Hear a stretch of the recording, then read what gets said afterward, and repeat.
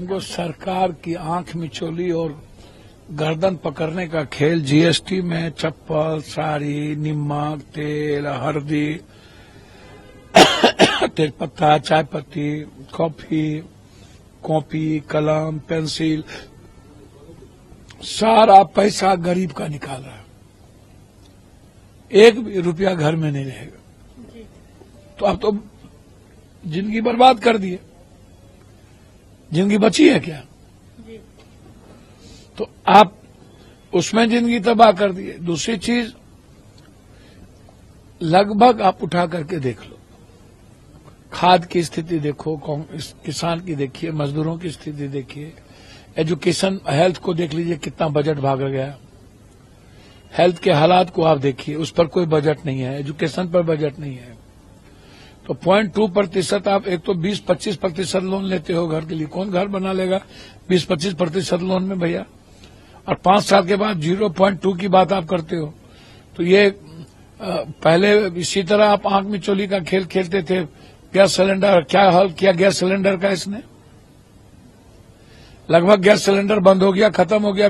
गरीब आदमी के घर में तो गैस सिलेंडर ले ही नहीं सकता 900, 1200, 1800 रुपया में। कहां से भरेगा भैया गैस? कहां से आप हर महीना ये गरीब आदमी भरेगा? तो ये अच्छा। दूसरी चीज, 8 लाख रुपया पर मिडिल क्लास को छूट थी, 2 लाख आप बढ़ा करके आप 25 लाख वाले को 30% कर दिए। जीएसटी में आप बर्बाद कर दिए।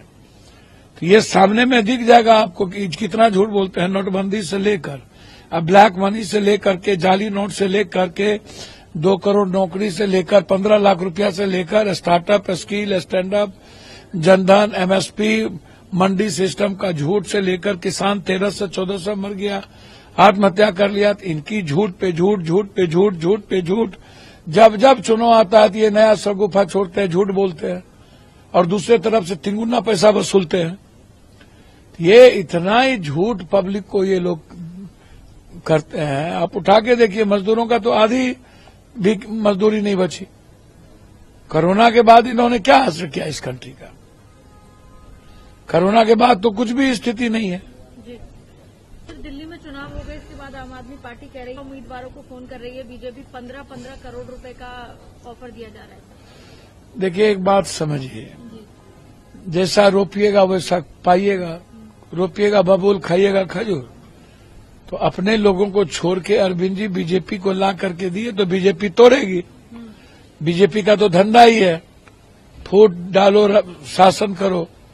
पहले शिंदे को फिर लात मार के भगा दिया, उद्धव ठाकरे जी के परिवार को भगाया, रेड्डी को भगाया, नीतीश कुमार को कई बार टीच किया, चिराग पासवान को भगाया, रामविलास जी अम्बेडकर के फोटो को फेंक दिया, परिवार में फूट करके उसके भाई को ले लिया, अब उसके भाई को लात मार के भतीजा को ले लिया। तो इनका तो महबूबा मुफ्ती के साथ देख लीजिए, जिस पर तुष्टीकरण की राजनीति का आरोप लगाता, उसके साथ ये समझो ये कुछ भी कर सकते हैं। ये बेंगलोर में सरकार गिरा दिया था, ये मध्य प्रदेश में सरकार गिराया, तोड़ दिया। ये कुछ भी कर सकते हैं, आप इसको समझ लीजिए। बीजेपी से आप डेमोक्रेटिक रास्ते की उम्मीद मत करिए और न ही अरविंद भाई से करिए। सु बाजे तो बाजे, चलनियो बाजे है, हमाम में सब नंगे। बड़े मियाँ तो बड़े मियाँ, छोटे मियाँ सुभान अल्लाह। सर, इसके साथ ही राज्यसभा में अपना भाषण दिया, 90 मिनट का ये भाषण था। कांग्रेस पर कई हमले बोले, उन्होंने कहा तुष्टीकरण किया जाता है और सबका साथ सबका विकास उम्मीद करना। भैया, तुष्टीकरण में महबूबा को देखिए ना, इनको तो कुछ समझ में आता नहीं है। इनको बात करनी चाहिए अमेरिका के ट्रंप राष्ट्रपति के बारे में, जिसने मेरी बेटी, बहन, मेरे भाई, मेरे पिता सबको अपमानित किया, जंजीर पहना दिया, देश का रिस्पेक्ट खत्म कर दिया। दुनिया में हम गौरवान्वित होते थे, चाहे वो नेहरू जी हो, लाल बहादुर शास्त्री हो, जय जवान जय किसान, चाहे ताशकंद की याद आए, चाहे सरदार पटेल की बात हो, इंदिरा गांधी हो, अटल जी हो, हम लोग गौरवान्वित होते थे। आज हमें दुनिया में सबसे छोटा कर दिया, हम उसकी बात नहीं करते। इतनी घिनौनी हरकत अभी तक हम अमेरिका के यहाँ एम्बेसी को रखे हुए हैं, बंद कर देना चाहिए, जवाब देनी चाहिए, हम उसकी बात नहीं करते हैं। आप अपने 11 साल के कामों की बात, वादों की बात, नोटबंदी क्या हुआ, अन्य चीजें की क्या स्थिति है, उस पर आप चर्चा नहीं करते। ट्रेन क्यों नहीं आम आदमी की चल रही है, फैक्ट्रियां क्यों बंद हो गई, 33 हजार करोड़ 33 करोड़ रोजगार खत्म क्यों हुए, 3 करोड़ प्राइवेट क्यों गया, इस पर आप चर्चा नहीं कीजिएगा। एमएसपी कब लाइएगा, इस पर चर्चा। महंगाई कब खत्म होगी, तो महंगाई पर चर्चा नहीं कीजिएगा। सबसे ज्यादा महंगाई दुनिया में बढ़ी हुई है, दाल और सब्जी नहीं खा सकते हैं, तो कभी डुबकी लगा करके आप दिग्भ्रमित करते हैं, तो कभी 24 घंटा राहुल गांधी, प्रियंका गांधी या कांग्रेस। तो इतना नाम तो ये भगवान का लेते तो बेहतर नहीं पार हो जाता। जितना 3 बार आप कहते हैं पीएम है, तो फिर गाली देने की क्या जरूरत। 3 बार पीएम रहने के बाद यदि हिंदू खतरे में है वो, तब तो हमको चुल्लू भर पानी में डूब के मर जाना चाहिए।